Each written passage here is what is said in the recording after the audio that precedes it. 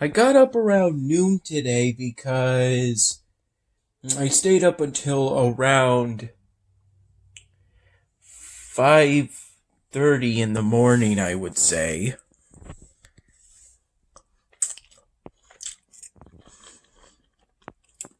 And I think that may have something to do with how yesterday I had an Ultra Paradise Monster Energy drink late in the day yesterday.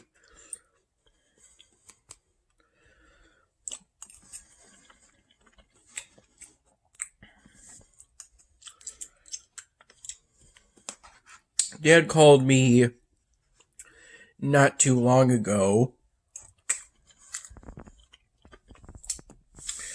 after I woke up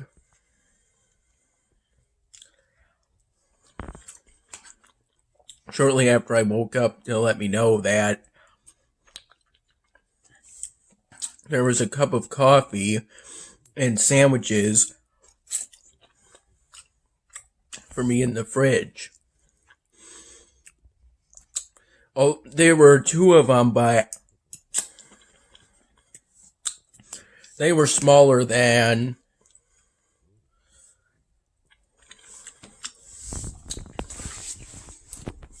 what you might normally think of when you think of sandwiches.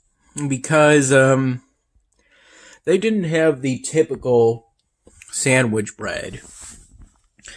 They had more bruschetta bread, though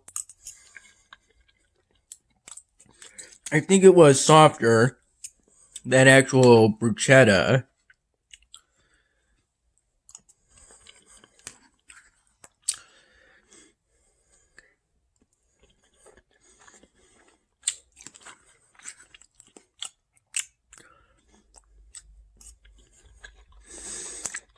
It had some air pockets,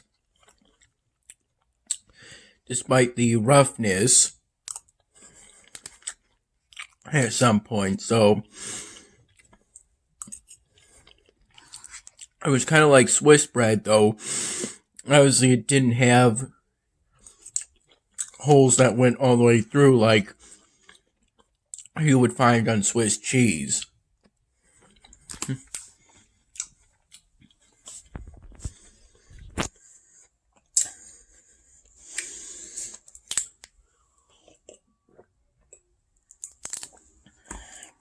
I had the sandwiches and the cup of coffee at around 1 p.m. I had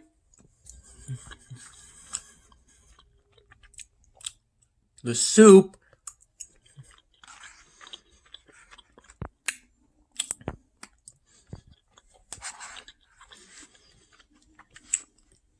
of which it consisted of a can of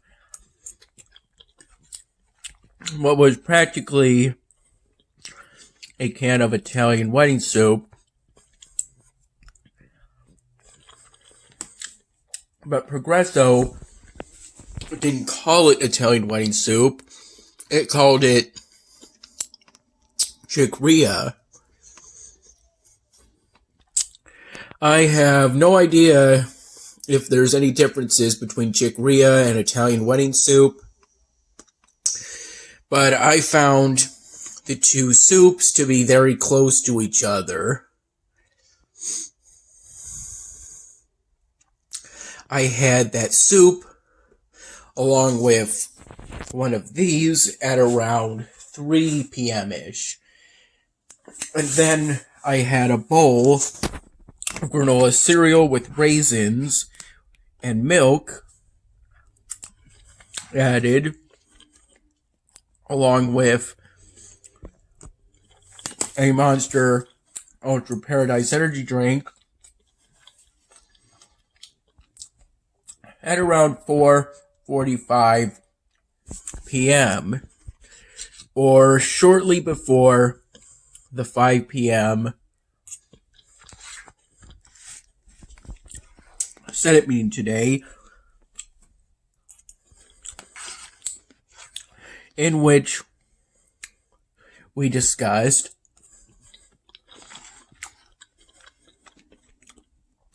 the legislation for new election guidelines,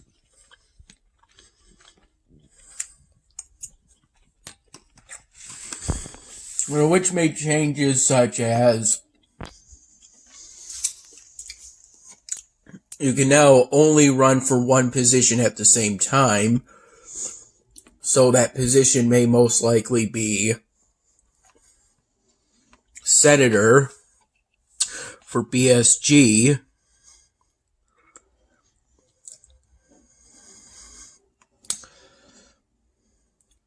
At the moment, I'm not sure if I can find a way, excuse me, to fit another copper foundry on here. But the most important thing to note is that, yes, I do now have a copper foundry, which is needed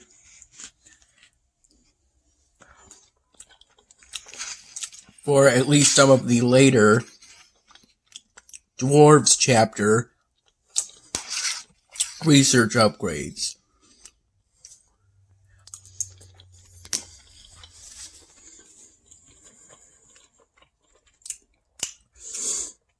In that regard, I'm currently here. I bought a bunch of research points so that I could get the research points necessary to activate this research upgrade before I hit my capacity on granite. Because activating this upgrade costs 25,000 granite, and activating this one costs nothing. This one costs nothing. This one will cost 19,000. 28,500. 500 copper.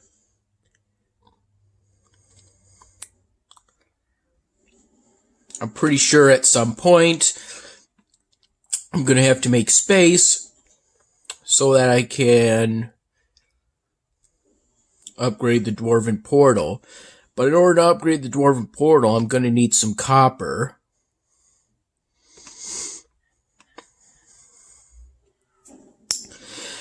It seems to me at the moment that now, the copper foundries are different from the granite mines. For the granite mines, they just automatically make granite for you. It costs nothing. But for the copper foundries, in order to make copper, it's like these steel manufactories and elixir manufactories for the standard basic goods, in which you set production periods. The most common, at least for me, is the 3-hour one because that's the most efficient one. And 3 hours isn't such a short period that it'd be unsustainable.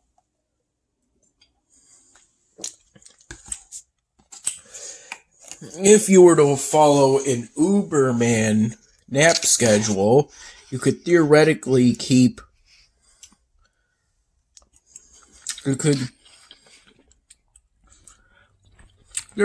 come pretty close to maintaining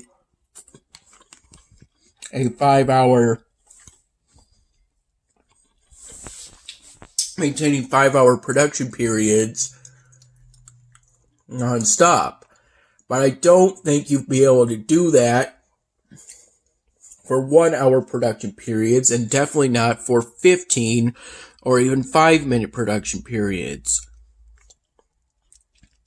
1 hour, 15-minute, and 5-minute production periods are only available for supplies. And in that case, I typically do 1 hour production periods. In that case though, that's the bread production period. The production period names for the supplies are the easiest to recall, at least for me, because for everything else, they tend to focus on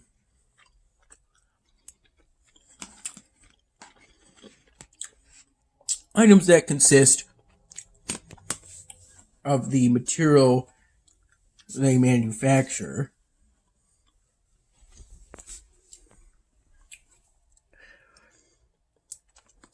This copper foundry, with the new upgrade, it's going to be 15 copper every 3 hours.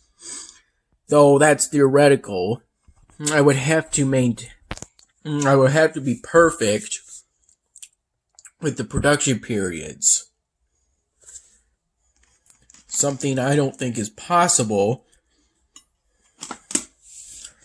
through human methods.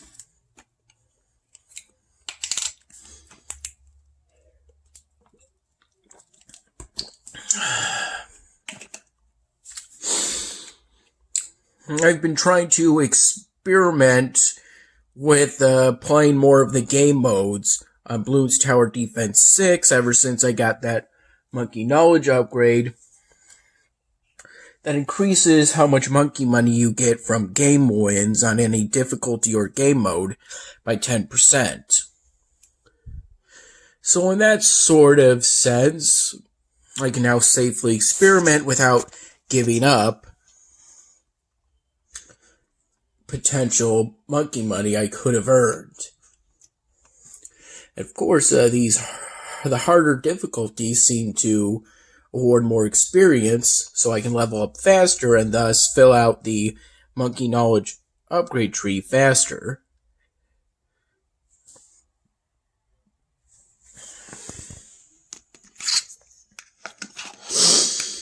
As for the 99 Dan Hamming, I'm currently working on the scene in which Michael kicks out a window, or in which Michael kicks the window and breaks the glass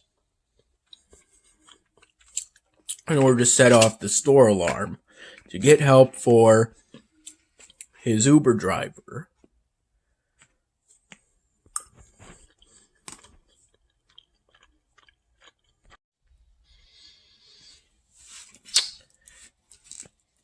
I'm currently on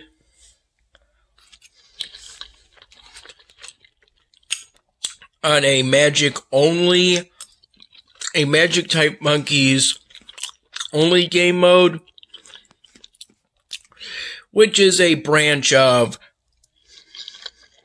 the hard mode difficulty. So you have to make it to round 80 with just magic type monkey towers.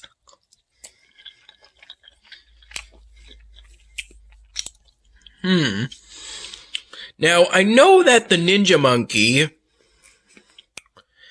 is probably, in this type of game mode, probably the only magic type tower that can pop purple balloons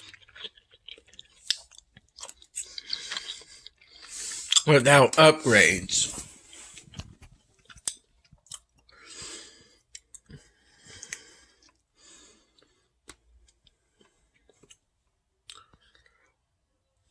Oh dear.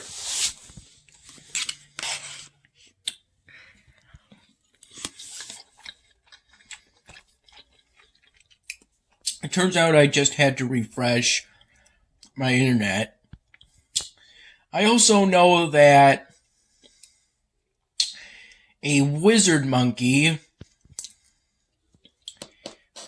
that's a 022 wizard monkey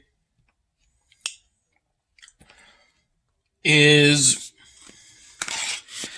basically necessary in order to be able to pop camo lead. I think that's one of the most effective ways to make it possible to do this.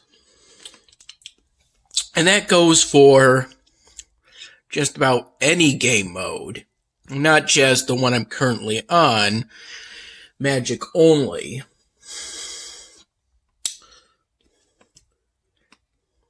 I failed the first time, but I was able to beat the previous game, in which I did a medium difficulty Apocalypse, in which there are no breaks between rounds, and they give you alternative rounds that are significantly more difficult than the original rounds you would find in a standard game.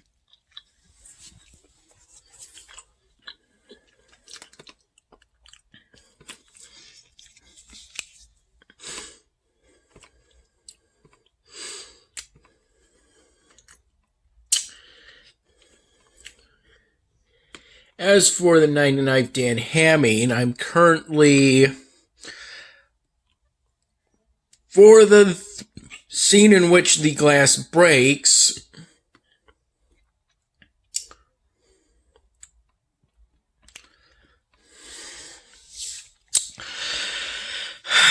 I'm planning on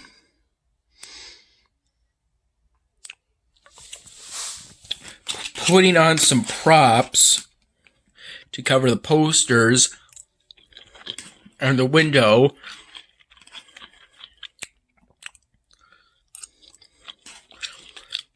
Putting those posters back on somehow.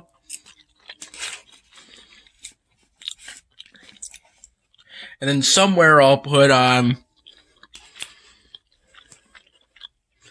in front of the shape props,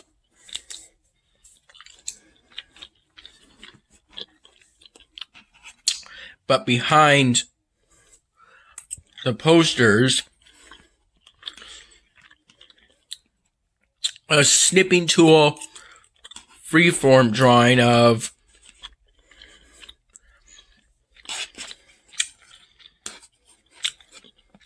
a small part of the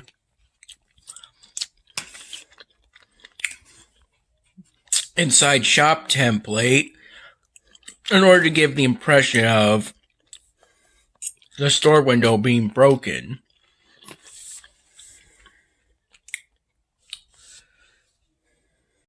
I also had to reschedule my February 8th whole blood donation appointment to February 21st because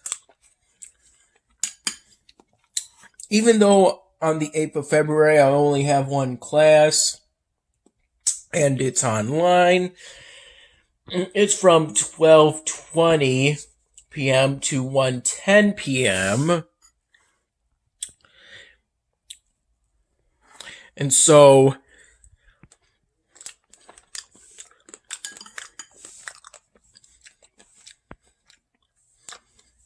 and the February 8th blood donation was scheduled for 12:45 p.m. So I had to reschedule to from a Monday to a Sunday on February 21st at 9 in the morning sharp.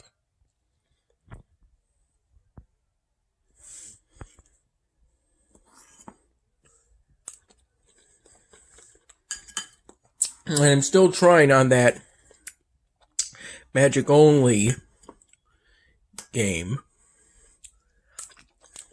on a beginner map.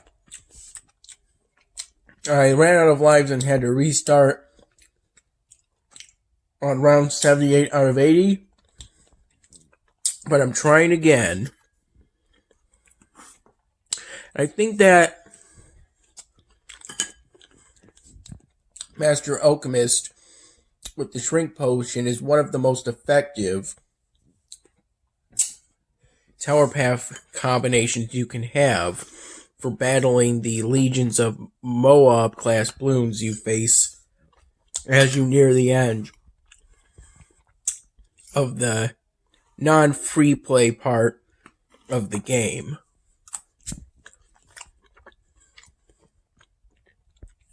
And shrink Moab class Bloons down to just a red Bloon.